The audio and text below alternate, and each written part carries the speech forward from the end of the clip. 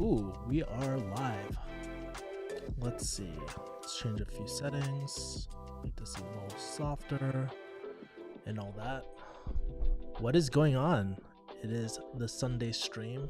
Wow, I feel like I haven't done this in like forever. It's been a while since I've done like a live Sunday stream. I can't even remember the last time I did it. Maybe it was like a few months ago or something like that. But yeah, one of the reasons why I just wanted to start the stream was just because I didn't really have a video to go out today, and it's been actually pretty stressful on my end, just like trying to manage all these different projects. I'm not sure if you're aware, but some cool things that have happened. I actually recently launched a creator mastermind, and I'm writing a lot too. I've been posting. If you haven't checked out the community tab, I've been posting like 2 to 3 tweets per day-ish, and I cross-platform post on like Twitter, LinkedIn, and that whole cascade too. So that's been really fun. It's been very different. Honestly, it feels kind of a bit of ridiculous. It feels a little ridiculous just like posting, taking like, I think the first time I did Twitter, it took me 5 hours to write like 2 or 3 tweets. And it was because I was trying to learn the format, the voice and stuff. I'm getting the hang of it, but still a little rough. I usually bang out a few tweets when I go on like a 2-hour walk and stuff. I just go with my iPhone and stuff and just take it in the notes and whatnot too. By the way, I am an Android user too, so I have 2 phones. So I actually prefer Android. I'm one of those people. But yeah, like that's been kind of like what's been up recently for me. And then just like trying to make my content better and better. One of the things I just noticed like as I get older is like a lot of the content I used to do back in the day was really for me and stuff, and it was coming from a selfish, like, I don't want to say selfish, but like not a point of like, not to say I wasn't helping people before, but really in this next phase of my life, it's just like really just being intentional about where I give value to and who I give value to too.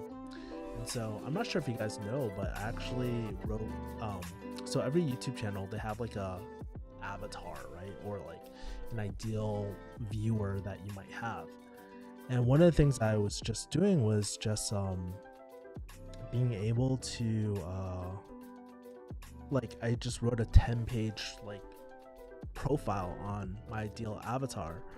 And it was really funny because the people that I just love serving isn't the high ticket closers, isn't like all these weird things that I have done after, but it's just really helping my former self, or actually a female version of my former self too.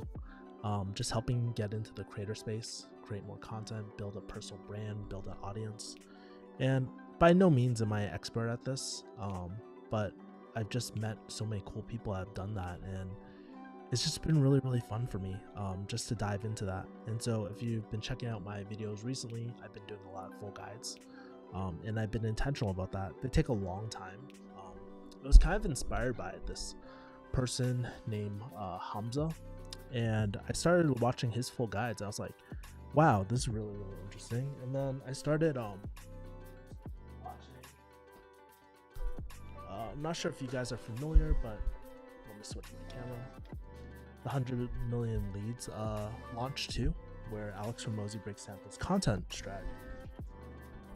And I just had like this epiphany that, you know, like some of the content that I hate watching are like the 7 quick tips on whatever. I know it gets views sometimes, but something that really speaks to me is doing these full guides, helping people solve problems, and just like doing more story-based telling videos and stuff. It's a lot though, like even just to think about like the B-roll shots and produce everything and scripting and writing, it's a lot. And I think one of my hopes is just like making sure that the content just really hits home and resonates with people too. As a fun thing too, recently I bought a bunch of cool tools, so take a look. I bought these story cards, can't see, but this one's for coming up with stories. Maybe we can play a few. And basically I bought this Esther Perel card game, which is really cool too. So that's what I've been up to as well. in terms of like my personal life and all that. And I recently had like this kind of like not midlife crisis, but I was talking to one of my really good friends, because recently the numbers on the channel haven't been really doing that well. Unfortunately, you know, like it's kind of unfortunate, because it's like on the back end I get so many great comments about like, oh, your video on this was so well done, it was very high quality. I mean, I'll show you one of the comments I literally got today, right? And just shout out a comment really quick. But if I were to show you my like screen, let me just move this around. So if I were to show you my screen, like take a look at this, like keep up the good work, very thorough review just described. This just happened like 12 hours ago. But yeah, I was just talking to my friend and I was like, dude, I feel like my YouTube channel's dying and stuff. And he just really reassured me that, you know, maybe it's not dying. Like things, like channels go through ebbs and flows and all that. And he gave me a really good strategy of focusing on suggested versus like browse or search and stuff, because like I'm not trying to be like the next like YouTuber of like, I lived in my car for 24 hours or I lived in my car for 30 days. This is what happened, right? That content's cool and all, but it's just not me. And like one of the things I really want a lot is like personal brand. I'm really fascinated by personal brand and just like building a reputation or a legacy of just like helping people and just kind of documenting the journey. There's a part of me that wants to do more vlogs and all these other things, but then I always tell myself like, you know, just focus on the things that are most important right now. So yeah, I also realized too, like a lot as like I'm sitting here, I haven't spoken to a camera like this in forever. I can't remember the last time I like really sat down and just did a live. And I think like one of the most painful things for my channel is like, we've had our highs, we've had our lows. I've had to take down like some viral videos and stuff like that, because like friends don't want to be associated with certain topics anymore and all that. And all that is very hard. And like it's really tough because, you know, this channel's not where it used to be back in the day with the views and the subscribers. There was an really high upward trajectory of this channel. I mean, right now I'm like looking at our views right now and we have like 0, like no one watching this, which is cool. You can't force people to watch things, but I realize a lot of the pain and the suffering, or not, it sounds a little dramatic, right? But a lot of the unnecessary pain just comes from like comparison. A lot of times comparing ourselves to our past, like our past selves, like past results and all that. What I realized is like, you know, these outward metrics, like sometimes they just have very little to do with everything, right? Like I look at all the growth that has happened over the last few years, my ability just to like articulate a lot better, communicate a lot better. I also think about my all the skills I've learned, right? Like I've learned how to do this like production quality and stuff. Like, dude, I'll show you my first video. Market. This is my first video actually. No, that's not my first video. This is my first video. So I'll pull it up. But it's so even if I were to compare like my old videos to now,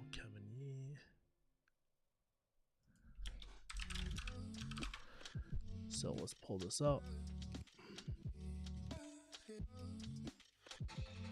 God, I get targeted with ads, but let's see if I can show it. So this was like my first video when I was like, just look at the quality of this video really quick, right? This was like my first video ever, minute 20. There's something so magical about this though. I love it. Yeah, my room was a mess back in the day. I was horrible at that. But then like the second video I did that kind of caught up was this, and it was in my car, my brand new car at the time. Oh man, missed this. My car's like kind of been falling apart recently, so like It's 10 plus years old, but it's kind of crazy seeing me so young here and stuff like that.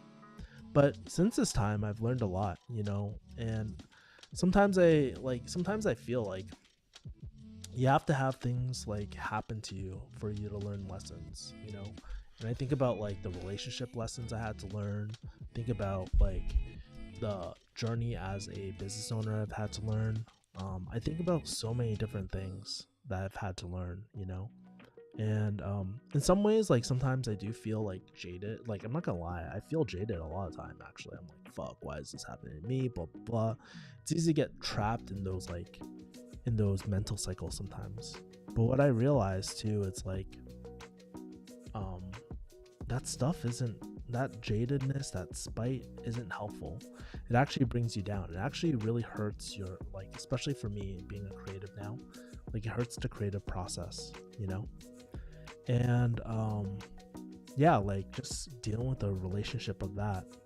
But I realized something that helps like ease my, what's that called, my anxiety, or kind of the stress out of everything, is just realizing that we all die one day. Like, legit, we all die one day.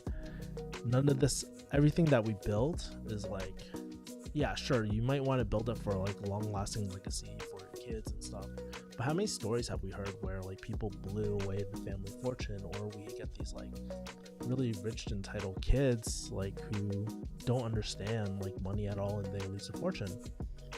And if you extrapolate it out over the next 1,000, 2,000, 3,000, even 10,000 years, if we're still here and AI is not like gonna kill us, none of this will ever matter, right? Like, none of it. And for me, that's just such a relieving feeling sometimes, just being able to like have that space and just have that perspective and zooming out a little bit. I'm like, wow, so what if I die single? So what if I lose all my money? So what if I have to deal with this asshole client? When you zoom out, none of this truly matters.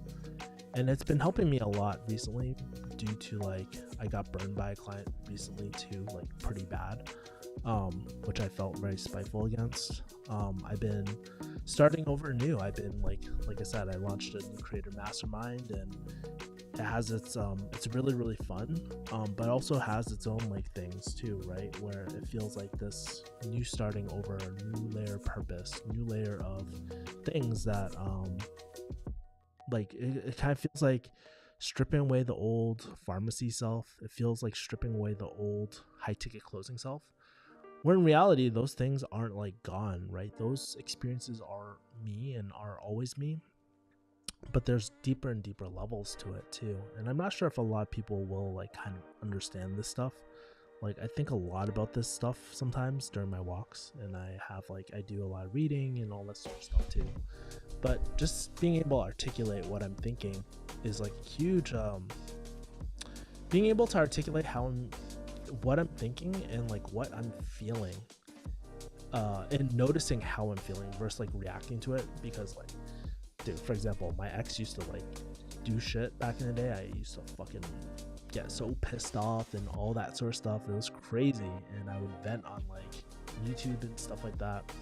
It wasn't right, like I see those versions of myself, and it's like I'm able to see like how far I've come, and I'm very proud of myself, for how far I've come, and all the trials and tribulations I've been through too.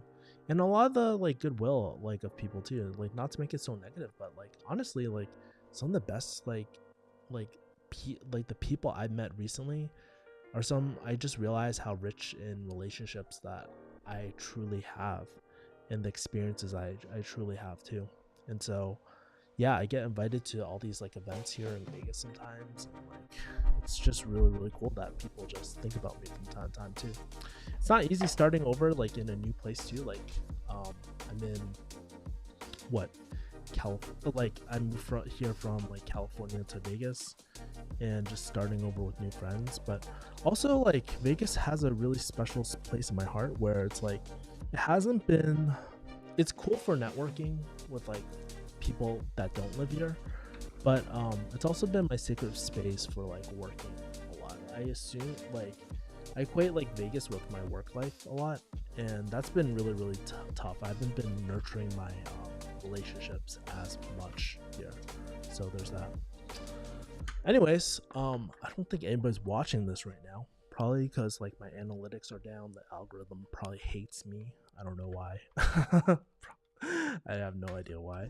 But I thought we could play a really fun game too. There's this really cool game by Esther Perel, and I'll show you it really quickly. Let me switch my deck. So there's this set, and you can see there's 3 cards over here. Basically what we do is what this is like you shuffle the cards, right? So I'm going to shuffle them really quickly so you can see, and you have like different piles, right? So I have pile 1, pile 2, pile 3, and you draw one, and then you pick one to talk about. These are story prompts, so like hopefully like during this session, this live stream session, maybe I'll play like 1 or 2 of these. If people don't come in, that's cool too. I need to get some stories out too and just work on my storytelling. So that's been really fun. All right, and now let's go to the final one.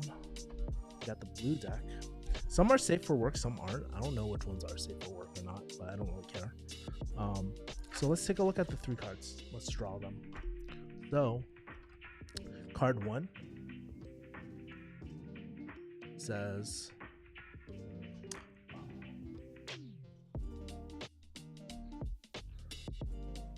I wish people would introduce me by talking about rather than. That's prompt number 1. Prompt number 2, I'm feeling proud of. That's number 2. Let's do number 3. Sorry, it's so blurry. This camera is like wicked old, so I have to adjust it. Share something shocking. So these are 3 prompts. I wish people would introduce me. Let me adjust this camera. I wish people would introduce me by talking about rather than X. I'm feeling proud of X. Share something shocking. I think the question I will probably do is like what I'm feeling proud of, especially these days. Something I'm very proud of like these days is launching an alpha for my mastermind so quickly. One of the things I've been trying to focus on is focus on not thinking too much and just running and learning. I think a lot of times when we want to start a business or we want to start anything, we get caught up like trying to learn everything about the space, get into analysis paralysis, and then we never get into things. But I don't know you know what's really interesting? Most successful people just like launch something and they learn on the way. They'll hire coaches, they'll read books, and just learn things on the way. And that's what I've been doing with my like creator mastermind. You know, like it was really inspired by my friend Mike Kim. We're actually seeing each other like next month, but he's a personal branding guy. And I saw that how he would cultivate his relationships with like branding and all that sort of stuff too. And that was really like, he has a mastermind of himself, and his mastermind is so giving. Like all the people in it are super cool. They're a lot older, and it's been kind of cool being the youngest in that group.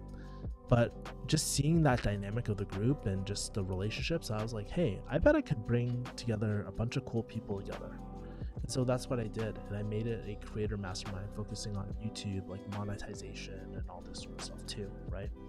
Because really at the end of the day, I'm a little bit dramatic, but I always tell people like, oh, no creator deserves to die alone. But what I really believe in is like every creator needs real friends to bring out their best work, to nurture their best work a lot of time. And so, yeah, I've just been really excited for it. We're on our 3rd meeting. So yeah, and it's like, I'm probably going to do the paid version probably near the end of the year. So I'm really excited for that. Some people have been leaning in, and I just want to create a really great experience. I think the hardest part about it is like really defining like what kind of culture I want to build in a mastermind. That's something I didn't really know, like think about too much. Like I thought about like the initial parts, but then there's always things that pop up.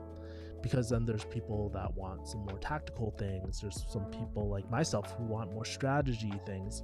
And then there's a relationship building aspect too, which is the foundation of it all. And it's balancing all those three things that are, I don't want to say difficult, but those are things to be just like very mindful about, like when creating a mastermind. And if you're like, what the fuck, what the F is a mastermind, right?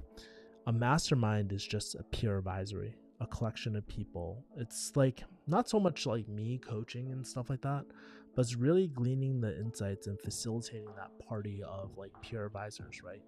And so everybody has their own unique strengths that they bring to the group.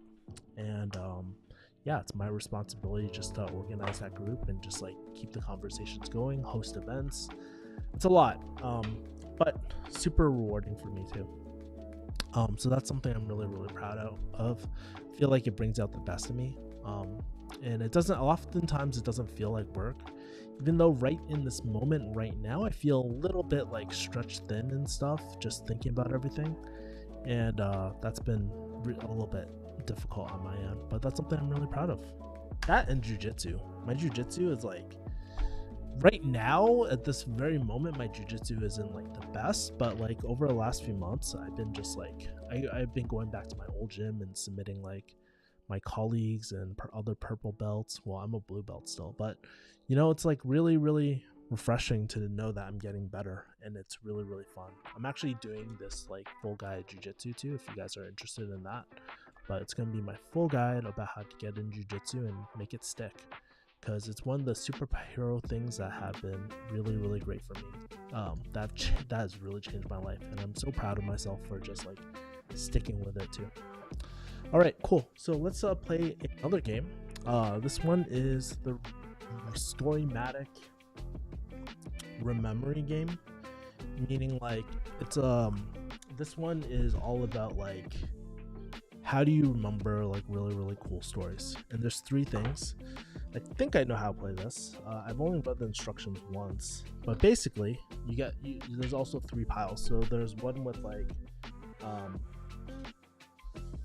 so there's like two decks on the side, which are prompts. And there's like this fat purple deck right over here too, which is really, really cool. So what I'm going to do is like draw it, and I basically have to remember a really, really cool story of the past that will come into play. So let's take a look at this. All right. I wish I had an overhead camera or something. I could take this off the tripod, but it's a bitch to put back. Okay. So let's shuffle this. Cool. So these things are supposed to like help jog your memory for like a really compelling story. And then if no one else is in here, I'm going to end the stream a bit early so I can go on my walk, but I'll play this for a little bit. Cool. So first card I got was Spring.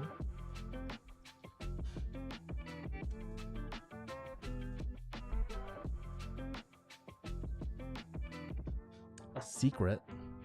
That's the second one. Huh. And the last card I'm going to draw, just shuffling. Cool. Parent. Okay, so I got three words: Spring, a secret, and a parent. And so I have to tell a story based off of this. I'm trying to remember a really, really cool secret. Oh yes, okay. So, man, I've told so many stories about like my dad on this YouTube channel. And if you know anything about like myself, like and my dad back in the day when he was still alive, we never really got along ever. We always used to fight so much, and I just like honestly through high school, elementary school, middle school, I just never like there were very few moments where I can remember my dad really supported my decisions, supported me. I think a huge part of it was he was going through like PTSD and stuff. And so one of the things that like when I got to college, one of the things that I really thought about really wanted was to do a study abroad type of thing. So, like, I went to school. It was called Worcester Polytech. They had like this like study abroad program and stuff. And one of the places I really wanted to go so badly was actually Hong Kong. But whenever I brought this up, my dad would just be so pissed. He was like, "Why do you want to go there? Like, there's nothing there. You can do everything here. Blah blah blah blah blah blah." Right? And I remember like, being so frustrated because I just wanted my dad to support me like somehow, right? Not even financially, honestly. It was like just really like supporting my decisions, and it was something I always craved. And I think like sometimes like just having that acknowledgement or just that reassurance sometimes is just really really important, because like if you skew on the other side like me, you just feel like very insecure about a lot of your decisions, right? And so that summer, I went to like the info session at school, and I told my mom, and she actually thought it was a great idea, because it was like there's something really really cool about Hong Kong where like um I just wanted to work a bit on my Cantonese a little bit more. I wanted to just experience what it was like. We went one time and I just fell in love with the city. And I imagine like what would it be like if I just lived there like for a few months, you know? And so yeah, I told my mom, my dad was very against it, but my mom pulled me aside and she was like, Kevin, whatever you decide, I want to support you. And I'm so grateful for my mom because she was always that voice of reason for me. And so like that was kind of the secret. And thank God that I actually went to Hong Kong and I didn't listen to your dad. And that's why like I'm a bit rebellious sometimes. Like, I tell people like, why focus on like, especially when someone's not going to be like in your life forever. Especially when like with parents or older people, I know that they try to look out for what's best for us sometimes, but then like at the end of the day, we're the ones that live with their decisions, right? And like for example, 10 years later, like I was like 20 at the time, I'm 35 now. 15 years later, my dad's gone, and if I listened to my dad, I would have regretted that decision, because like I can't go back in time and do those things I always wanted to. And in Hong Kong, like it was life changing for me, because like it really changed my taste palettes. I really felt really connected with my culture again. I really my Cantonese got a little bit better after, but then I lost most of it, which sucks. I even dated out there for a bit too. And I think like all those experiences made me a much better person and gave me a lot more perspective and nuance and stuff. And some of those people like I'm still friends with today. I don't talk to them as much, especially like my ex and stuff from like Hong Kong days, but it was really really cool and I don't regret it at all. It was such a fun period of my life. I had a whole new life there. I remember having to make friends. I made friends at the gym with the gym staff. I made friends with like the people in the office, and like even the everyday stuff, like the lady who used to make the bows, and the cha chan tang people, and like even the food stall people too. It was really really cool. I made friends with like the laundromat person. And it's like this shit this you can't make up, and if I listened to my father about like not going to Hong Kong, that period would have been stripped out. And I mean, as I'm talking about this too, it makes me like really want to go back. Part of me just really really wants to go back to like Asia and just re-experience those things again. It's been a long time, but yeah, I think that would be so fun, so cool again. And yeah, but yeah, those are two story games that I thought we could play. That was actually really really fun for me. I know that this stream was like super low turnout. It's been like, I can't blame people either. It's been dude, let me check like when the last time I did a stream was. Let's see. Last time I did a stream was 3 months ago, 9 months ago. I used to do this every single, can't believe there was a period of time where I did it every single week, over and over and over and over and over again. Crazy, man. I hid most of my streams too, actually, but yeah, it's really nostalgic, like looking back at my YouTube channel and stuff. One of my friends asked me like, "Yo, why don't you like start a new YouTube channel?" And I was like, "There's so many memories here that I just like love, and it's just like I don't think it's over for this channel, but I do think I need to like focus a little bit more on some new things." But yeah, that's like pretty much everything that's going on. If you are just catching this, I'm gonna probably head out right now. I've been doing like 2-hour walks every single day and just tweeting a lot. So yeah, that's pretty much it. I appreciate all y'all. Take care and have a great day. Peace, my people.